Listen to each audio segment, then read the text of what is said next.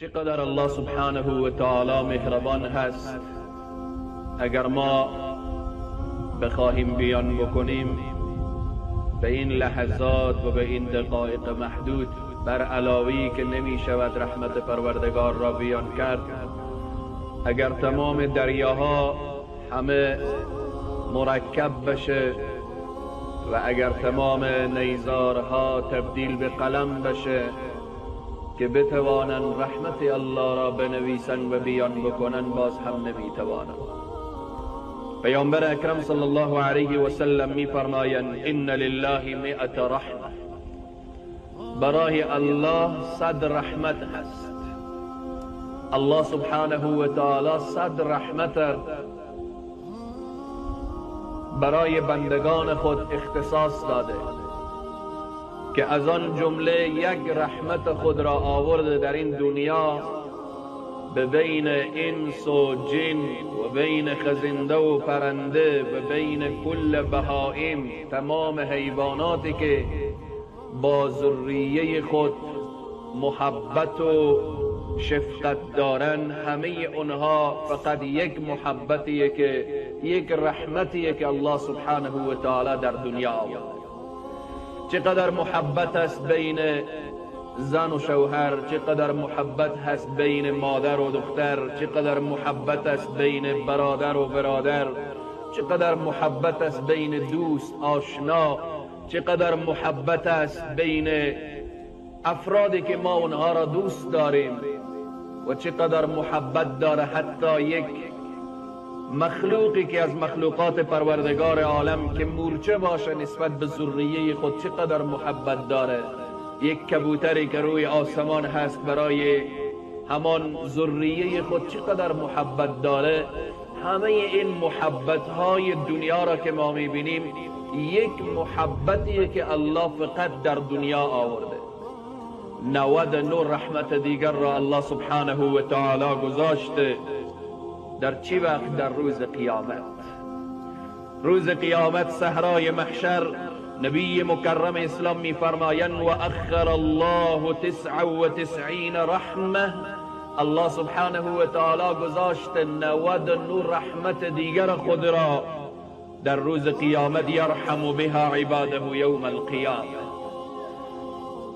روز قیامت که روز سخت هست عزیزان من، الله سبحانه و تعالی اونجا 99 رحمت دیگر را گذاشته صحرای محشر، در روزی که یوم لا ینفع مال ولا بنون، در روزی که یوم یفر المرء من اخیه و امه. روز قیامت چنان سخت که انبیاء علیهم السلام حتی و نفسی میگن الله سبحانه و تعالی 99 رحمت خود را در روز قیامت گذاشته و او هم خاص به خاطر بندگان مؤمن و موحد خود. در حدیث دیگر پیامبر اکرم صلی الله علیه و سلم می فرمایند ان الله كتب کتابا قبل ان یخلق الخلق. الله سبحانه و تعالی همان نوشته را نوشت قبل از اینکه این خلق را خلق بکنه.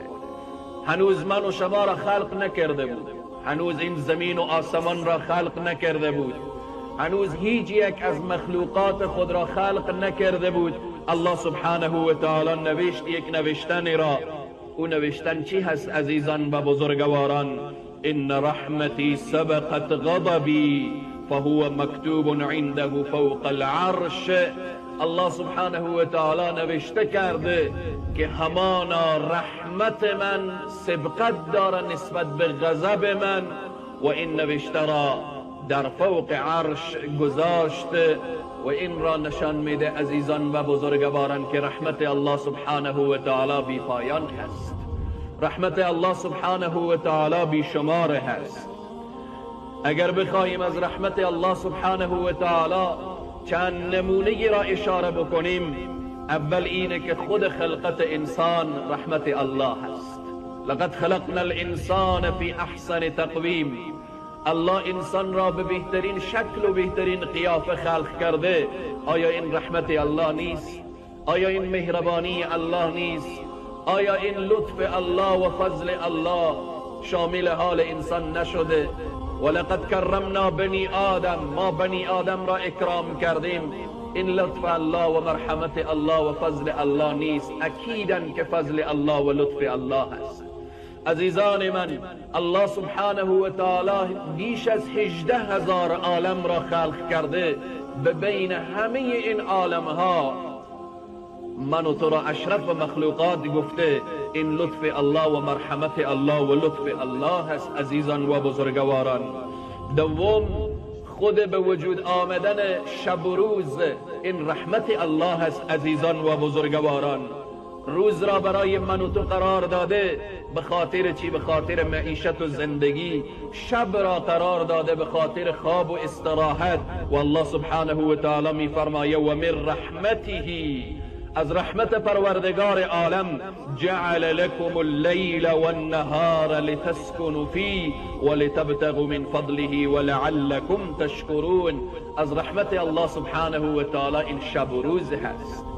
رحمت الله را متوجه شدیم که این دنیایی که در شب چقدر تاریک میشه که حتی 1 متری خود را من و تو دیده نمیتوانیم. الان این دنیا را کی منور ساخته و روشن ساخته؟ این رحمت الله است، این لطف الله است و فضل الله است. شب من و تو اگر بیرون بشیم به دنبال کار و کسب و کسبه و اینها، چقدر با تاریکی ها و با وحشت و با اینها قرار میگیریم. امروز عزیزان من بحث از رحمت پروردگار عالم هست. الله این شب و روز را برای من و شما رحمت قرار داده. شب که تاریک هست میگه بخواب استراحت کن، روز که روشن هست برو دنبال کار و معیشت و زندگی. و این دنیا را الله برای تو روشن ساخته. این خورشیدی که من و تو میبینیم الله این را در خدمت من و تو قرار داده. قمر را که در شب میبینیم الله او را به خاطر تنظیم ماها و اینها برای من و تو قرار داده.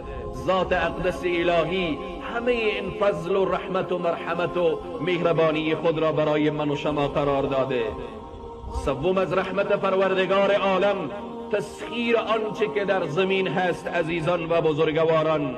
الله سبحانه و تعالی می فرمایه الم تروا ان الله سخر لكم ما في السماوات وما في الارض واسبغ عليكم نعمه ظاهرة وباطنة ومن الناس من يجادل في الله بغير علم ولا هدى ولا کتاب منیر.